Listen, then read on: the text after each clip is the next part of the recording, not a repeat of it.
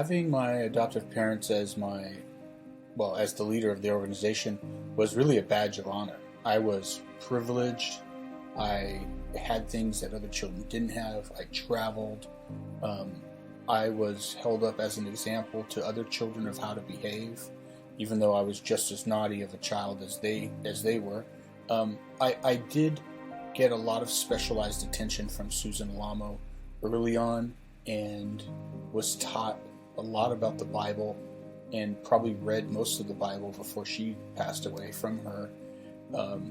And knowing that I had a special place, really a special place in their heart, reinforced what they taught me, which was that I would lead someday, that I'd lead this organization or an organization of my own. That was always Susan's dream, not just for me, but for everyone else in the organization. When Susan died, Tony's vision became a little bit darker. Of course, he used people in every way that he can to further his agenda, which we saw had to do with marrying young girls. And if he had his way, he would have married me to a young girl as a way to solidify my relationship to him. Luckily, I turned him down when he made that offer to me when I was 17 and when I was escaping. But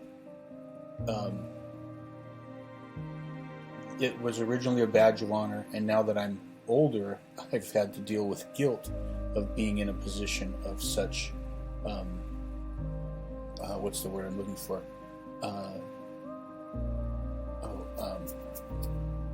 Privilege. Yeah, sorry. Yeah, so that privilege has come back to haunt me a little bit, but I have processed it and am aware of the privilege that came with being that person.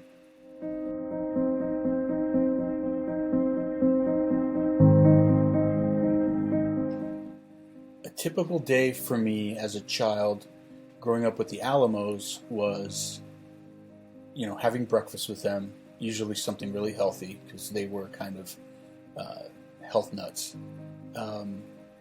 Going to school, going to classes, mingling with friends, going to a church service, typically. Even at a young age, we didn't really have prayer hours until we were over 7 or 8, so I didn't have to go pray too often, but reading the Bible or listening to Bible stories, going with Tony and Sue to nursing homes, which was a popular thing that she did, I believe, to spread the word of God, but also to possibly get in the wills of people who were dying. I know that she visited many people and made many friends with people who were on their deathbeds, and I would often, take a tambourine and shake the tambourine when we were playing musical gospel songs with them in the nursing homes. Sometimes I would go to I would model clothing as a little child, the clothing lines that Tony and Sue had developed, and other times I just spent with other families in the compound in the organization, playing sports and riding horses or swimming or fishing, something like that.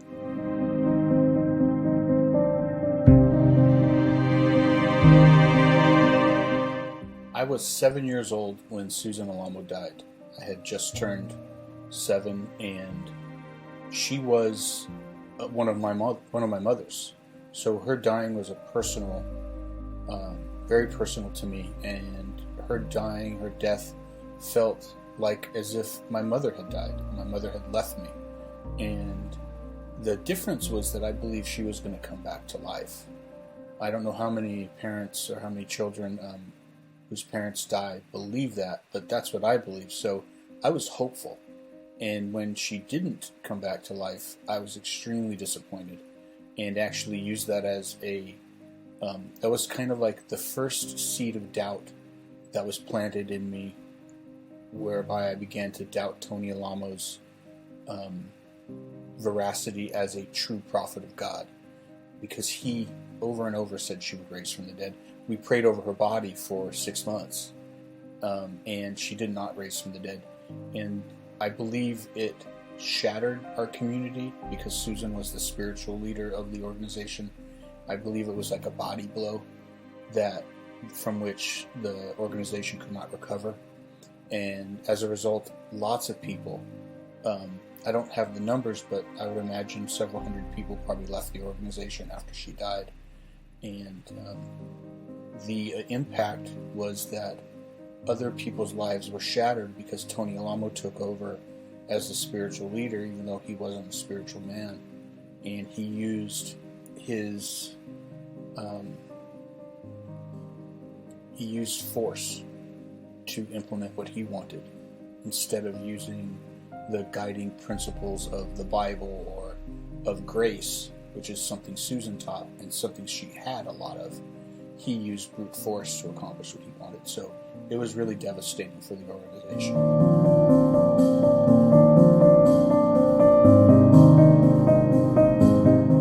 I was 16 years old when I got my first glimpse of the outside world without a chaperone. And I remember distinctly walking over the lines on the road and the asphalt and seeing different cracks in the asphalt and thinking that the ground would open up and swallow me alive. That's how I was raised and what I was taught. So when it didn't happen, it was mind-blowing for me. It was an aha moment. It was a moment of truth and clarity that there was something amiss. And I began to realize that people were living differently when I would go to a grocery store at 16. And 16 was a moment when the federal government raided our property and seized it. And we had to leave our property and leave our homes in Arkansas. And that is essentially when I saw that. And I saw kids and people playing, and I heard people using swear words, and nothing bad was happening to them. God was not killing them like I thought he would. God was not sending them to hell. There was no immediate impact for their actions. And it took 16 years of my life to realize that.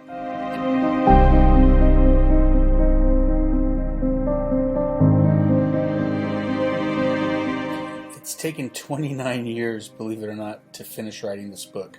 In part because, as you point out, some of the memories were pretty difficult to get over, and when revisiting these sorts of events and memories, they took me to places that I had to deal with, and that included being in therapy.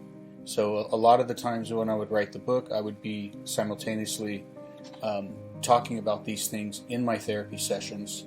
And that's something I'm proud of. I'm proud of the fact that I was able to go to therapy, at the same time use therapy as a sounding board and really pull up some of these memories, some of the dark places that my life had gone to as a child, and they transformed me. They were really things that I had to face head on. I couldn't just ignore.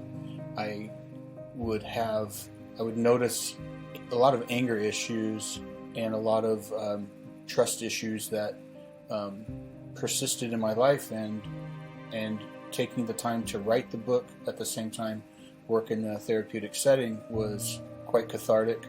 At the same time, it shed a lot of light on the history on my history, and so the 29 years it took, literally a month after I escaped, my sister handed me a empty journal, and I began writing then. And it took about 29 years to get to today.